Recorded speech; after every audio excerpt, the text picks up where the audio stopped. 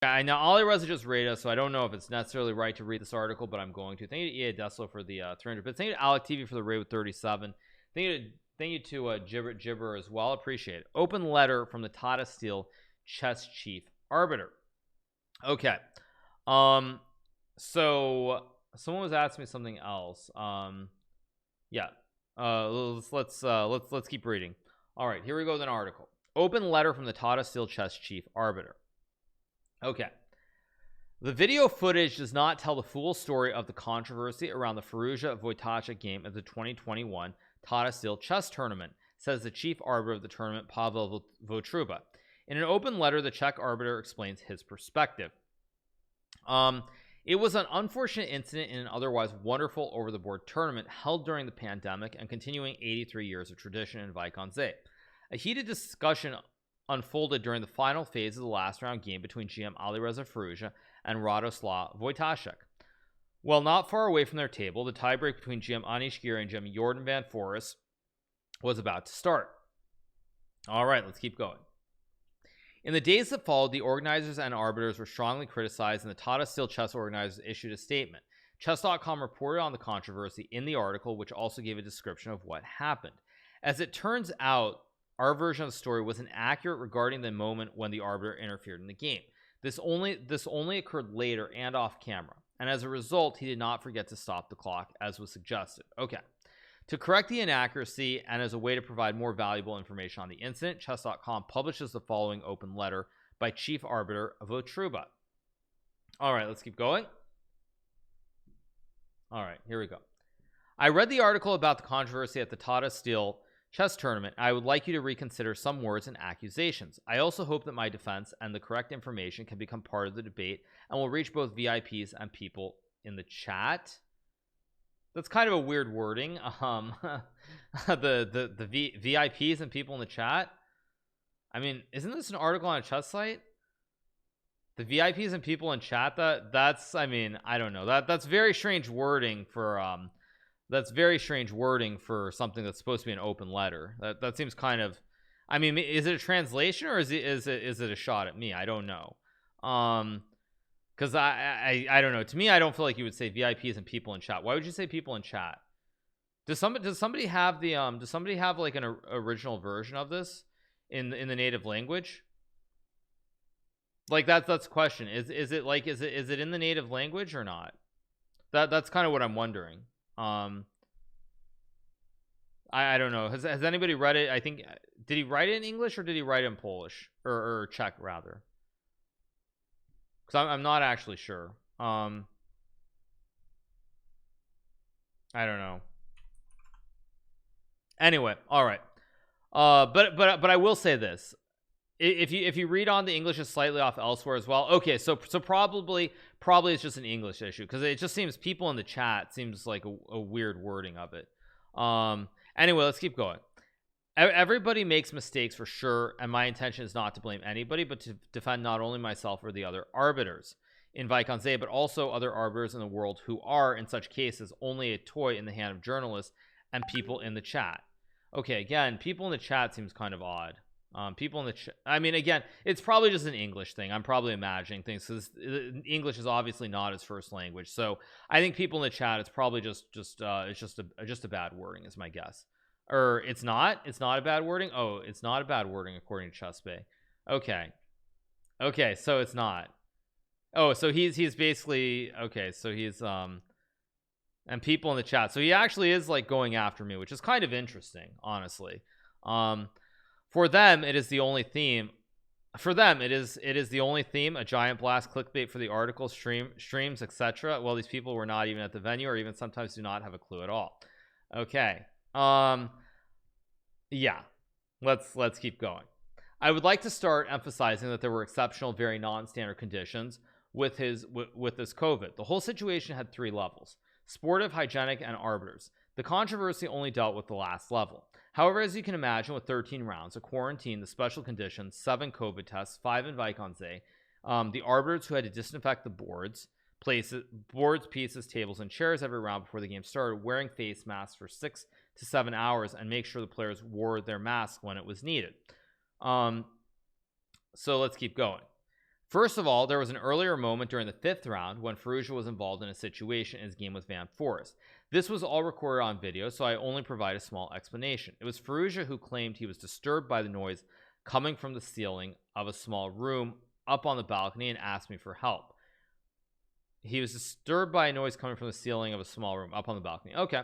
He also suggested, while pointing in the direction of the Arbiters table, that there was space elsewhere to finish the game because one of the games had already finished and that table was empty. Okay. Here's a sight you don't get to see often during a chess tournament. Alireza and Jordan Van Forest moving to another table. It's a very windy day in the Netherlands and their board was close to noise. Okay. Sorry, Daniel, to interrupt you, but okay, so I think there was some incident, I think, earlier where they moved tables. So let's keep going. I told him that I will postpone my decision, checking all facts first. That included inspection of the noisy room, asking Van Forest if he'd agree, and discussing things with the IT person and the people involved in the live broadcast. After a while, it was decided that it was indeed too noisy and that it was time for the players to leave this area. Then from the bottom of my heart, I was surprised by the fact the electronic board operator came with a screwdriver and started to remove started to remove the connection to the chessboard. The reason was that he did not want to risk a disruption in the transmission of the moves. Wait, what? Wait, I'm sorry. I have to read this again. Then from the bottom of my heart, I was surprised by the fact that the electronic board operator came with a screwdriver and started to remove the connection to the chessboard. The reason was that he did not want to risk a disruption in the transmission of moves. Okay, this is actually okay. I'm sorry. This actually is, I was trying to be serious, but this is very weird. This is very, very, very weird. Okay, very, very weird. I literally have no idea. I mean, I don't actually know like technical standpoint, but I would think that it might actually be a slight issue to reset the board, because you're playing on a digital board. There's a direct relay. Maybe there's some issue. But again, it seems a little bit odd. This seems insane, I will say that. So let's keep going. Meanwhile, I had prepared the position on the new board and reckoned that only the nameplates and the clock had to be moved. What to do now? So this is actually not even the final round. This is like way earlier in the tournament. I took the chessboard myself and we all moved, of course, disturbing other games in progress. Why this story? Of course, I used it to persuade Firouzja to move at the critical moments of the last game, and he insisted that this was a different situation. Yes, I told him, but it was on your request, and now it is according to tournament rules on the basis of the information provided in the documents as described below.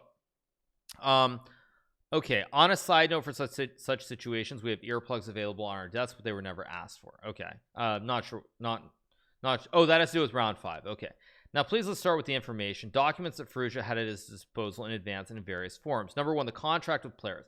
Now this is where, I mean, probably people are going to get mad at me for saying this, but I'm going to say it. Unfortunately, the chess world, a lot of, I think, what happens with chess contracts and sort of setting things up is that they believe that people are going to make decisions and do things in accordance with the way the game is, but most people do not read contracts. I'm just going to say that, and people can get mad at me for saying this, but that is the reality. And so unless this was sent out the day before the final round, there's probably, I would say, like a 5% chance that Alireza had read this clause. Like honestly, the number of times that I played on Vaikonze and like I never read the regulations from start to finish. You read like the first paragraph or the first 2 paragraphs of the regs, and that's it. That's what you do. You read like what the control is, what the schedule is, and that's it. Everyone does that. So that's what I would say. Now this is going to come up later in terms of contracts, because there's another article I'm going to cover which has left me extremely confused as well. But yes, I will say like that. I'm not saying that this is the Arbiter's fault, but I'm saying actually thinking that the players read the contracts is not correct, and is not correct. And in many cases, actually, I've noticed that, like in Gibraltar or other tournaments, when there could be like a big playoff or there's could be some confusion, usually the night before they actually do they explain things, like they give like an extra sheet of paper, they write a short email. So that's what I would say. But I'm not saying that, like, I'm not saying it's not Alireza's fault, or that it's not, you know, that it's the Arbiter's fault or anything like that. I'm just saying that most cases players do not read the contracts. That I will say that just straight up. So let's keep going. So it says contract with players. So this probably was sent out ahead of the event. In case two players are sharing first place in the Masters, they will play a tiebreak after the last round on Sunday, January 31st, 2021. The time control for two blitz games is 5 minutes plus 3 seconds and a possible Armageddon in the third game. Note, in case there are more players sharing first place, the first two players will be selected according to the criteria stated in the welcome letter. Possible other games that are still in progress then will be continued. So number 2, tournament information, welcome letter, page 4. In the tiebreak rules, after describing the aforementioned conditions at the end of the article, it is stated the chief arbiter will decide where and when these remaining games will be moved and played, players are expected to abide by this decision. Note, there is no mention of moving to a place elsewhere outside of the venue, inside the building de Morion, which was the case in last year's regulation. So maybe in the previous year they had some other set of regs. I mean, not a big deal, but anyway. So let's keep going. Number 3. The information about the tiebreak was also posted on the players' tables before the last round. Okay, so actually okay, so I did not read the whole thing. So in this case, this is actually very important to note, where they say the information about the tiebreak was also posted on the players' tables before the last round. There, the unlucky decision that the tiebreak would start at 1800 sharp was also mentioned. Okay, so this is actually, I mean, this is a good point. This is important to note. Because like, even when I say like players don't read the contracts generally, that's fair, but the fact that they say that they put it on a piece of paper at the table, this is a very, very, very valid point. So let's keep going. If I remember well, tournament director Jeroen Vandenberg also mentions that in his last speech just before the final round. But Firouzja, like Carlson, only arrived in the playing hall at the last moment in time without the possibility to hear Vandenberg's information. Now, this is also very funny because I'm going to give you guys a story. So in Norway chess, I think it was 2016 or 2015. I'm not sure which year, but I think it was actually 2015. Magnus, before the first round in Norway chess, or not even before, but Magnus showed up to the first round in Norway chess 5 minutes late to the round. Now, the reason I bring up this story is that before the first round started, the arbiters and the organizers, they told us what the time control was. They told us that there were 2 time controls, something like 2 hours for 40 moves, something like this, and sudden death was 1 hour. Now, because Magnus arrived like 5 minutes late to the game, he missed the announcement. In this first round, he played against Veselin Topalov, and when he played Topalov, he made his 60th move and he was winning this game. But because he missed the announcement before the first round began, he thought that there were 3 controls. He thought he got more time at move 60. So after he made his 60th move, he let his time run down to 0 because he thought he was going to be getting an extra half hour. But because Magnus showed up late, he was unaware that there were 2 periods of time. There were not 3, and Magnus lost the game on time because he showed up late to the first round. So this is also worth noting as well, in terms of things that happen. So let's keep going. Okay, so Carlson checking Firouzja Wojtaszek. Okay. Now let's discuss what happened at the venue, as it will help clarify the situation or my version of the matter. Personally, I have never agreed with the moving of games, even when there was such a case in the past, and now with COVID-19 there was no other place in the building to move to, only to other tables in the playing hall. Okay, but these are the rules, what to do. It was a success that with the help of some people we managed to move the start of the last round from 1300 via 12:30 to 12 o'clock, because I know the last round is usually the longest. So the players were aware, should have been, and the organizers started to prepare the final tiebreak, which was scheduled for 1800 sharp. Eventually it started at 1810. Sure, there was some noise with the moving of the nameplates and the boundary ropes, and even some small discussion about the last game that was underway and to which table it had to be moved. I repeat, the moving was decided and confirmed during a meeting before the last round. So after that, it was my intention to come for the first time to the table after the second time control and to inform both players about the upcoming tiebreak, and that their games would be moved to improve a bit, or would be moved to improve the noisy situation for both players. But what was stated by Peter Doggers and also Jim's Nigel Shorten, Hikaru Nakamura, and the brother of Firouzja on a stream, and others too, was apparently not correct. Their remarks were based on the incorrect idea that I really intervened, and from this fact, the arbiters are blamed for the controversy. And now what really happened according to the video. Thanks for it, and close to the witnesses. All right. Wait, this is Armageddon tiebreak, or is there something in this video that happens? I'm not sure. Oh, let me play it. Let me see. Okay, let me close this. Let Let me go to YouTube. Let me change the scene. 1 second. I have a feeling that the situation is a bit tense. Yeah, I mean, I'm gonna be honest here. I don't like this because they're in the middle of a game, and now. But see, again, what I would say as well, oh, read under the video. Sorry, is there more to it with context? Okay, let me go back to the other one. You're right, there's more context before I watch that. Let's go here. Okay. At some point in the video you could see Firouzja making gestures in the direction of the restroom and the camera. Yes, it was a mistake because at this moment the DGT operator came and asked me a bit too loudly something like, so on which table will they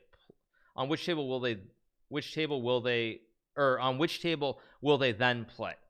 I have to prepare the board in time. We quickly left the playing hall and discussed it shortly away from Firouzja. Okay, before that there was some preparation for the tiebreak, moving the result plate, changing nameplates, and placing a banner behind the central board. All this had caused some small noise and made Firouzja nervous. What happened next was not completely visible in the video, but what is clear, Firouzja made a 60th move, left the board away from the camera and walked towards me. He immediately started to ask me why there is so much noise. Is there a tiebreak now? Why the moving? As he asked some more questions, we were standing between the table and the refreshment area. He was very angry, nervous, and even furious. Okay. It seemed to me I was quite sure that he had no idea about the tiebreak and that was about to start, and maybe he was still hoping for tournament victory. I answered his questions and repeated that he had all the information available to him in advance and agreed that he would abide the regulations. I mean, it's tricky. Like, again, what I would say is that technically, yes. I mean, I think, like, if it's on a piece of paper, you can say from a legal standpoint, obviously it's on the player. It's the player's responsibility. In the heat of the moment, in a situation that's so fluid with, I think there were at least 3 players who could have made a tiebreak potentially. I think on a personal level, it's still a little bit dubious. But anyway, let's keep going. So it was there away from the chessboard that there was a fierce discussion started by Firouzja. Also, by the way, I would add in this video, even though I'm going to get back to it in a second, it's very clear that Wojtaszek also was not aware either, because the way that he's smiling and laughing, he did not even have any idea there was going to be a tiebreaker either. So I don't think you can say that Alireza is the only one here who was unaware, because the way that Redux is just laughing is like, what is this? Like, what's going on? Okay, so let's keep going. It seemed to me I was quite sure that he had no idea that the tiebreak was about to start, sorry, I read that. So it was there away from the chessboard. There was a fierce discussion started by Firouzja. I apologized for the noise that had happened, trying to make him less nervous and answering his questions calmly. So the discussion took place away from the board on Firouzja's initiative. Then Wojtaszek made a 60th move as well and pressed the clock. As the time control was reached, he started looking at us and then for a while joined us. At the start, he was also a bit upset by the noise regarding the preparations for the tiebreak, and also from our debate, he was eager to know the reason. After that, all of us walked towards the chessboard while the questions and half protests by Firouzja continued. The moment can be seen in the video with Firouzja even without wearing a face mask. Note that the players were obliged to wear a face mask when leaving the stage or talking. All right, I mean, this is kind of unnecessary. Like, I mean, it's just this is a little bit unnecessary.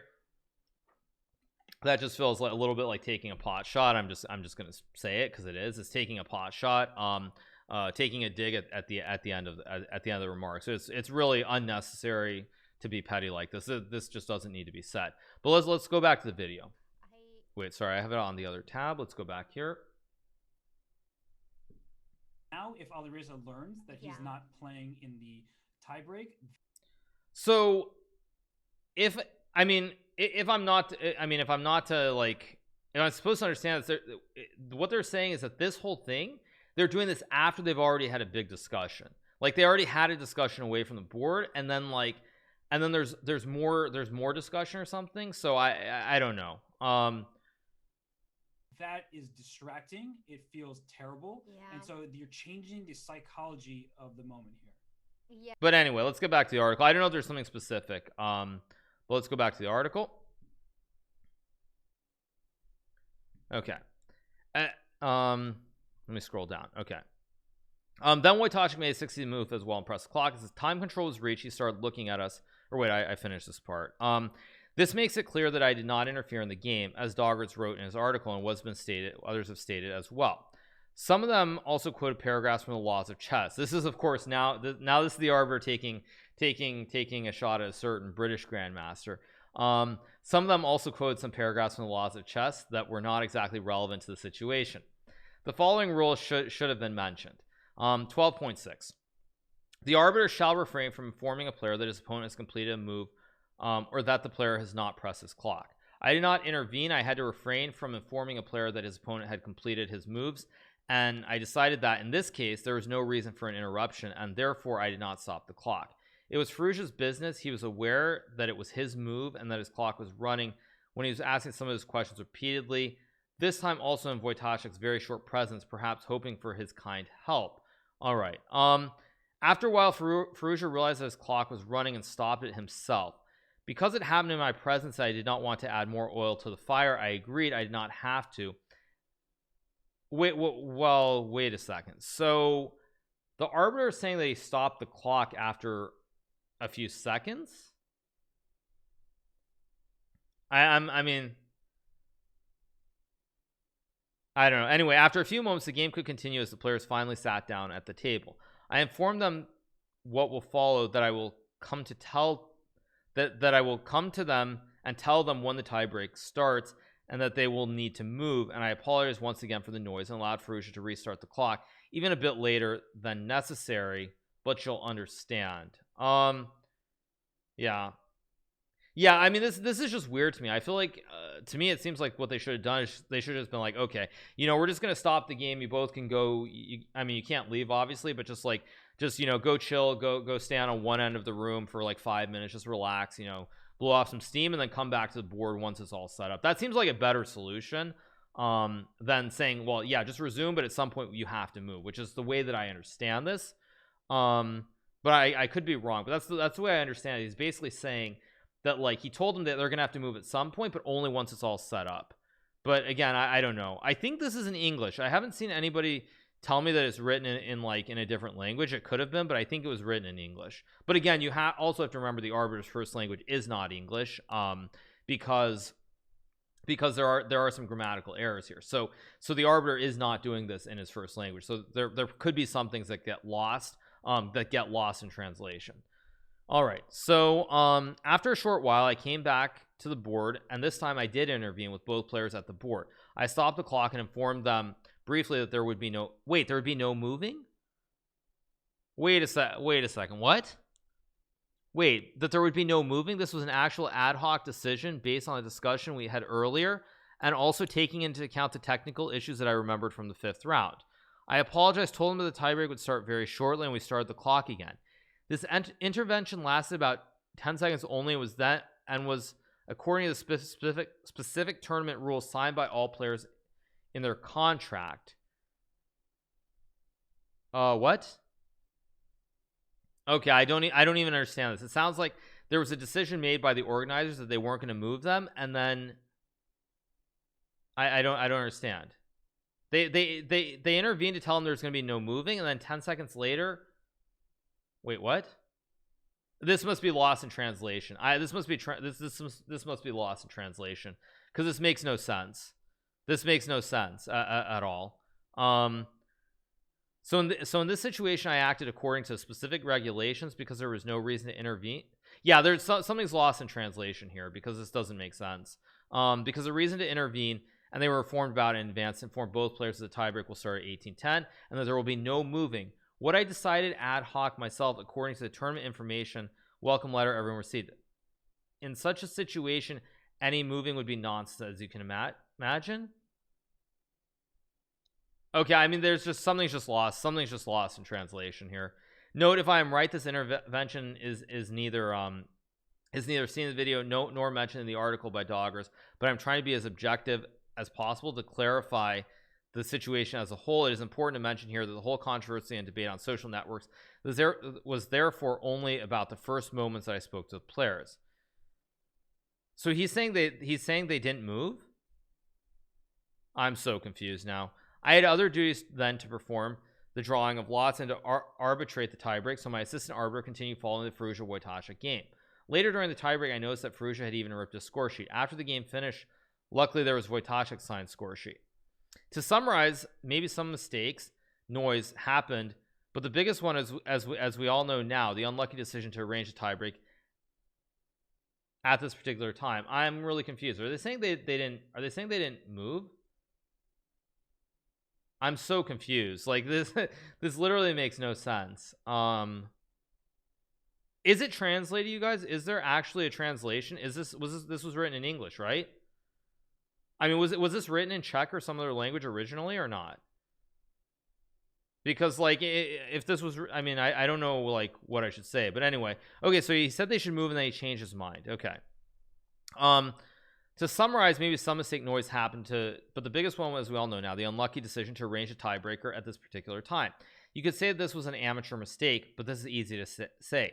Yes, the Tata Steel Chess organizers acknowledge their mistake in their statement, but there are always some requests from the media and sponsors, and with COVID now, then in most cases it is almost impossible to meet all requirements completely. And for arbiters, there are in addition FIDE rules. Of course, in these rules there is no mention of COVID. Also true. As for me, my big mistake is that I should have pushed through the tournament rules earlier in the past so that the tiebreak was played only after the last game of the tournament. This of course, I mean, but I don't know I don't even think you can really blame the arbiter for that specifically. I mean, I just think maybe that's, I don't know, maybe on like the organizers. I mean, I don't really think you can say that the arbiter should be doing that necessarily. That seems outside of his purview. Generally, it was a great tournament. I think the arbiters did, in these non-standard circumstances, their best, and the organizers as well. This is nearly all that I could say about the matter on my defense. I do not expect an apology from anyone, but it was a very hard attack on the organizers and the arbiters. These journalists, people in the chat, and even some grandmasters finally found their victims saying only, e.g., the arbiters did not even stop the clock. Okay, and now more about. Okay, I mean, is there anything more that I really need to read? Okay, and now more about what we had experienced, all these hygienic measurements, disinfectation pumps, or disinfections, pumps, tests, strict quarantine prohibitions. We were further limited when during the tournament the Dutch government introduced a curfew after 9 p.m. So we were really lucky, very lucky that not a single positive test occurred. Please compare it to this, even if we make bigger mistakes.